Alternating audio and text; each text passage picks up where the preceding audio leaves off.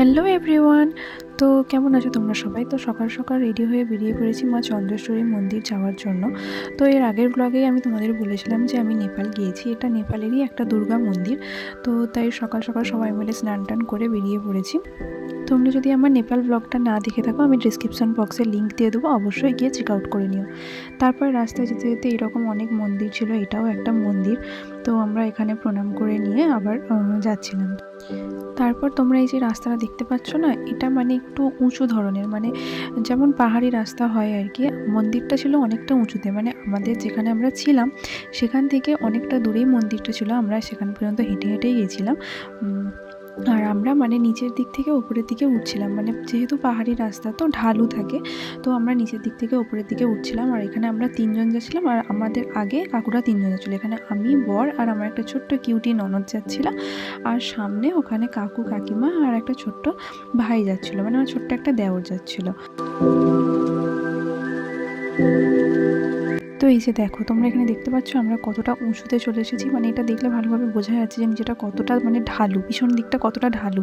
হ্যাঁ, তো এটা পাহাড়ি রাস্তা, মানে প্রচণ্ডই মানে শীতকাল, পাহাড়ি রাস্তা যেহেতু মানে ঠান্ডার মরশুম, তো সেই ঠান্ডার মরশুমেও আমরা ঘেমে যাচ্ছিলাম, লিটারালি আমরা ঘেমে যাচ্ছিলাম, মানে এত পরিমাণে কষ্ট হচ্ছিলো। আর ওই যে দূরে দেখতে পাচ্ছ, ওইটা হচ্ছে মন্দিরের গেট।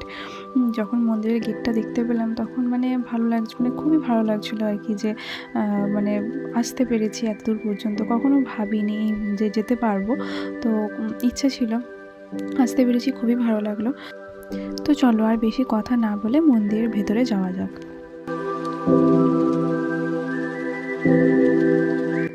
তো তারপর আমরা গেট দিয়ে ভেতরে ঢুকে এই জায়গাটায় আমরা সবাই মিলে জুতো খুলে এখান থেকে পুজোর ডালা নিয়ে চলে যাচ্ছিলাম মন্দিরের ভেতরে। তো মন্দিরের ভেতরে মানে যেখানে প্রতিমা ছিল সেখানে তো ভিডিও করাটা অ্যালাউ ছিল না। তো আমি পুজো টুজো দিয়ে এসে তারপরে বাকি চারিদিকটা ঘুরে দেখাচ্ছিলাম। এখানে আসলে অনেকগুলোই মন্দির ছিল, আর ওই যে মন্দিরটার সামনে দেখতে পাওয়া যাচ্ছে ওইটাই হচ্ছে মা চন্দ্রেশ্বরীর মন্দির। এখানে পাশাপাশি আরও শিব মন্দির, আরও নানা দেবতা দেবীর মন্দির ছিল। তো চলো পুরো এরিয়াটা তোমাদেরকে একবার দেখিয়ে নিই।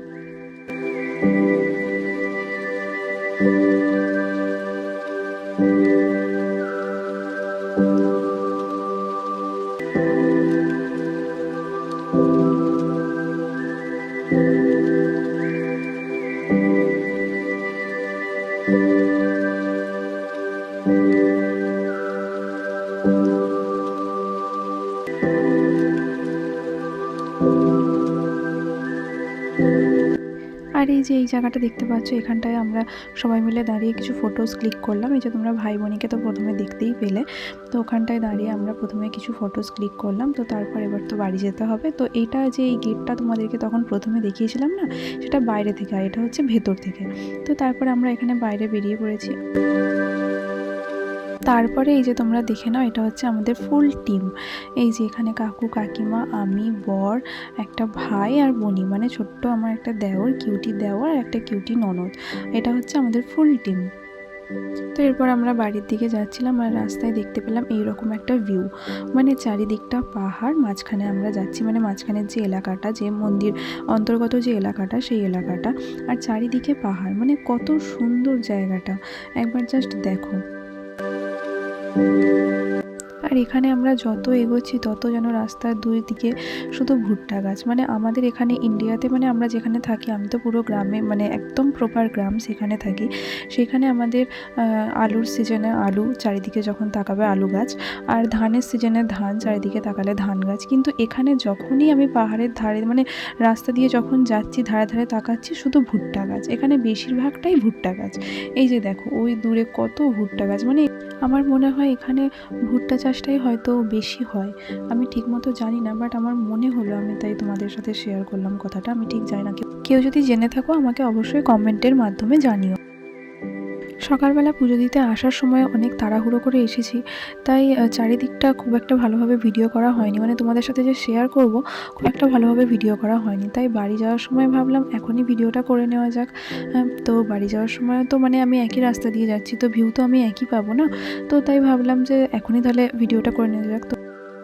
তো আমি এখানে বাড়ি আসতে আসতে ভিডিও করছিলাম, তার মাঝখানেই দেখতে পেলাম একটা মন্দির। সেই মন্দিরে রাম, লক্ষ্মণ, সীতা, এই 3 দেবদেবীর মূর্তি ছিল। তো ভাবলাম প্রণাম করে যাই আর তোমাদের সঙ্গেও এটা শেয়ার করে যাই। এখানকার মন্দিরগুলো দেখো কতটা সুন্দর, মানে কীরকম যেন একটা সাবেকিয়ানা টাইপের, মানে আমার তো খুব ভালোই লেগেছে। আর এই যে 3 মূর্তি, এই মূর্তিগুলো তোমরা দেখতেই পাচ্ছ। তো আমরা এখানে প্রণাম করে আবার বাড়ির দিকে রওনা হলাম। তো তারপর বেলা হয়ে গেছিলো, সবাইরই একটু এত খিদে পেয়েছিল। তো আগে কিছু খেয়ে নেওয়া যাক, তারপরে আবার তোমাদের সঙ্গে দেখা হচ্ছে। তো এখানে আমরা এই যে নিয়েছিলাম, এটাকে নেপালি ভাষায় বলে সেল সেল আর হচ্ছে ছোলে। এটা আমি প্রথমবার ট্রাই করলাম, মোটামুটি বেশ ভালোই। তো তারপর আমরা খাওয়া দাওয়া সেরে নিয়ে বেরিয়ে পড়েছি বাড়ির দিকে। আর রাস্তায় যেতে যেতে আমরা আরও একটা দুর্গা মন্দির দেখতে পাই। তো তোমরা এই যে দেখতেই পাচ্ছ, আমরা এখানে যে সিঁড়ি দিয়ে উঠছি, আমরা এই মন্দিরে, মানে এটা হচ্ছে কিছুটা সিঁড়ি দিয়ে উঠে গিয়ে তারপর মন্দিরটা।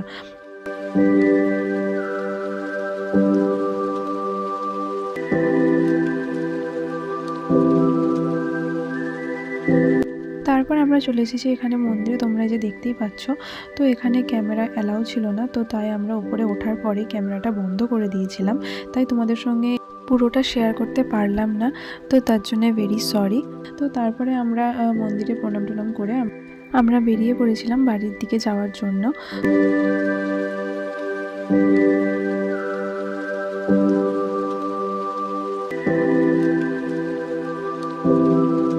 তারপর তোমরা দেখতেই পাচ্ছ আমরা বাড়ি চলে এসেছি। তো ভিডিওটা কেমন লাগলো অবশ্যই কমেন্ট করে জানাবে, আর ভালো লাগলে অবশ্যই একটা লাইক, কমেন্ট আর শেয়ার করে দিও। দেখা হচ্ছে নেক্সট ভিডিওতে। টাটা।